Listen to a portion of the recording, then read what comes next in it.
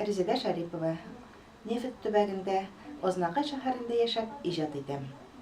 Кара алтын туган ягыбызның икътисади үсешендә генә түгел, мәдәни үсешендә дә зур роль уйный. Бу яктан рухи яңарыш фондының роле әйтеп бетергесез зур. Әдәбият өлкәсен генә алсак та, бик күп язучыларның китаплары шушы фонд ярдәмендә дөнья күрде.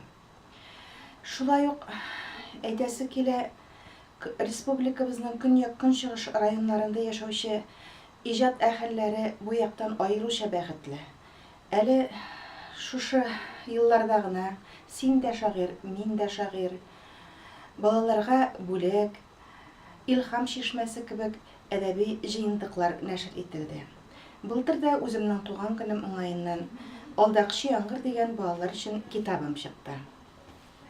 Шуңа күрә рухият яшәсен, безгә рухи көч өстәп торсын дип әйтәсе килә. Һәм инде үзегезгә бер бүләк Алдакчы яңгыр. Йөрмәләр туздырып, килә кап-кара болыт. Бик коры торды көннәр, сусаган иде гөлләр. Башларын түбән иеп, тамчы, тамчы, там диеп, пышылдап ялвардылар, өметләр багладылар. Ә болытмы? Буш куык, җил алып китте куып.